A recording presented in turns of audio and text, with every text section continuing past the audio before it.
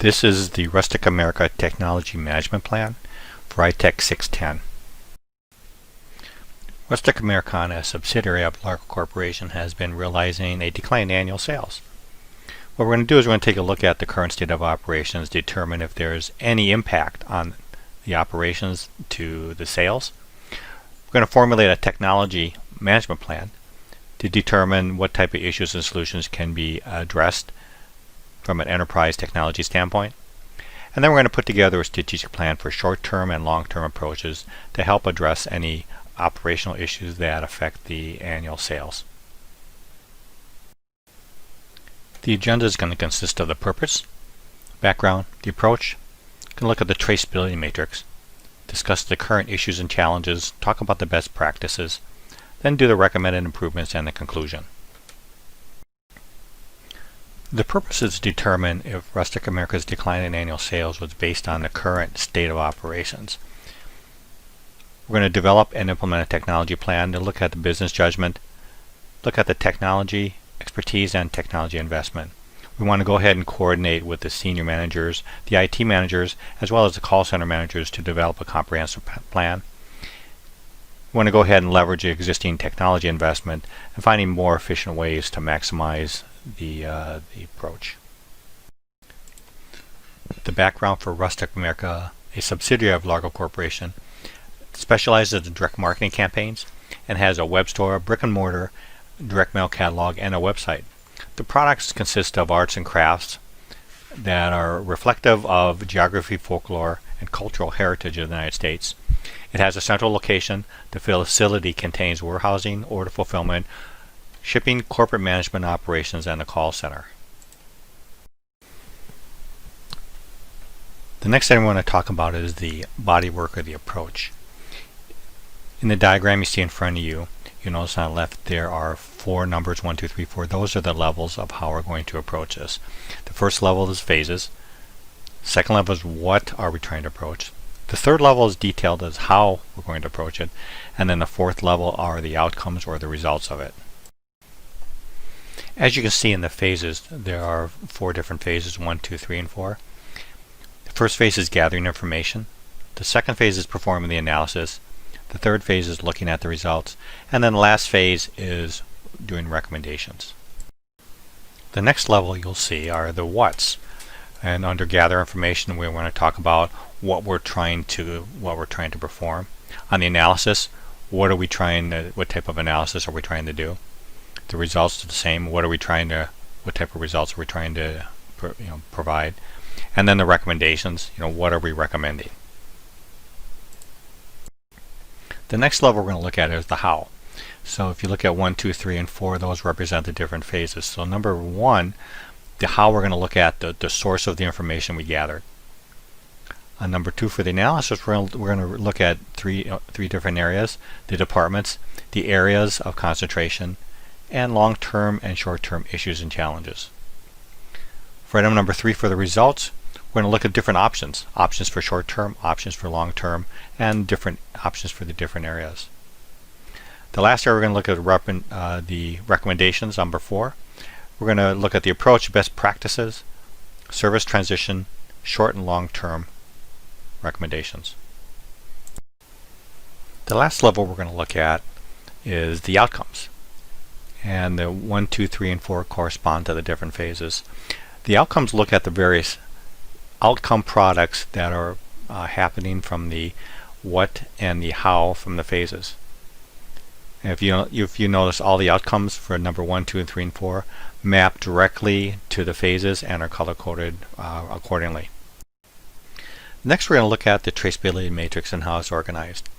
As you can see here, there's 7 columns.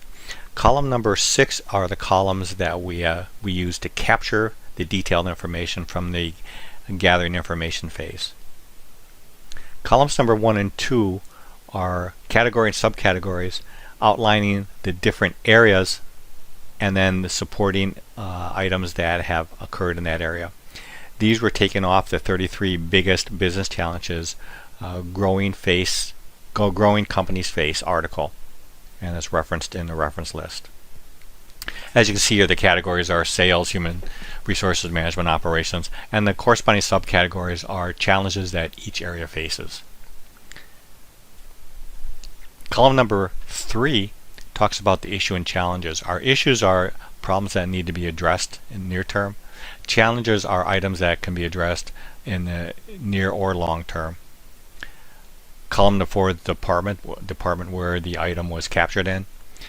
And column number 5 is the responsibility of the department head or the person responsible for that item. And then if you look at column number 7, that is a scoring of the sense of urgency, and the score is high, medium, or low.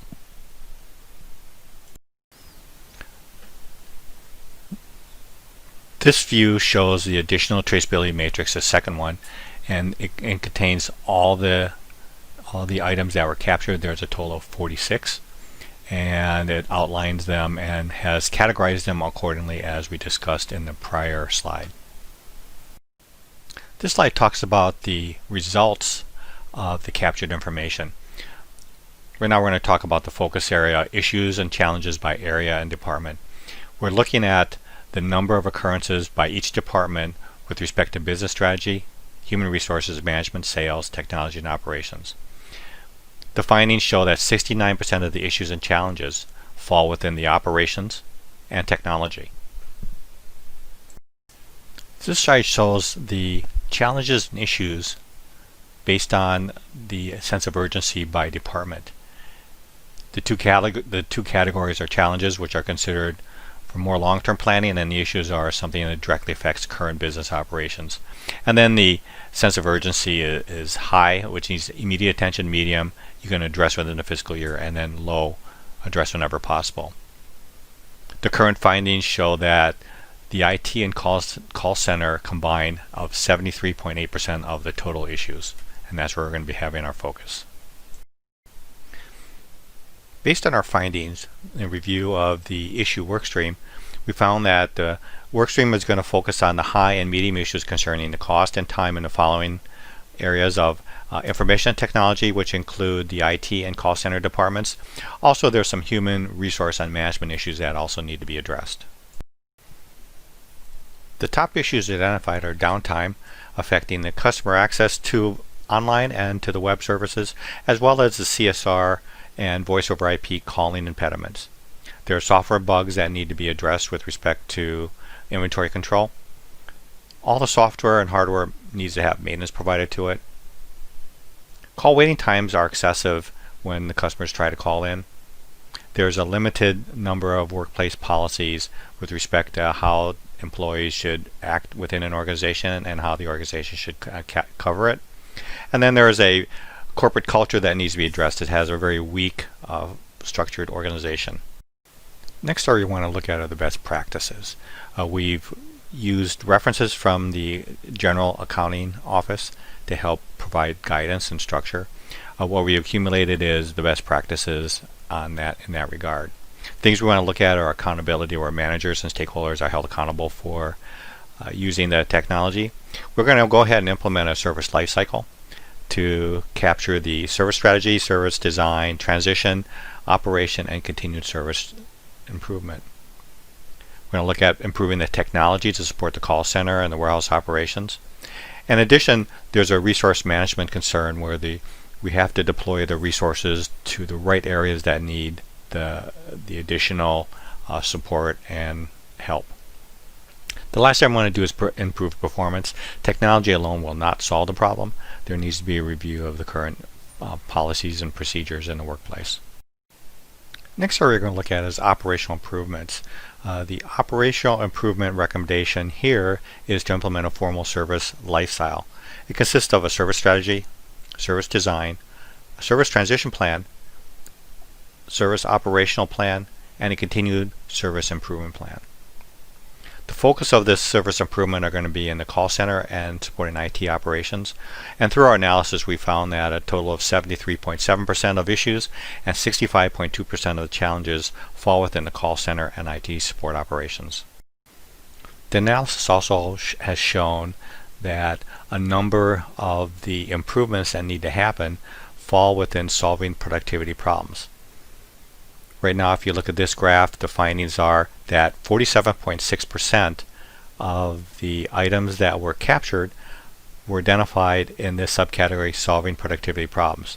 So our first event or first approach to operational improvements is to address this item, and this is a short-term item that needs to be addressed. The operational improvements for the short term for solving the productivity problems for the call center and the IT area are listed below. These are the top items that need to be addressed, and we look at everything and how it impacts sales. We're going to be focusing on the downtime, specifically how it addresses the CSR and voice over IP calling, as well as affecting customer access.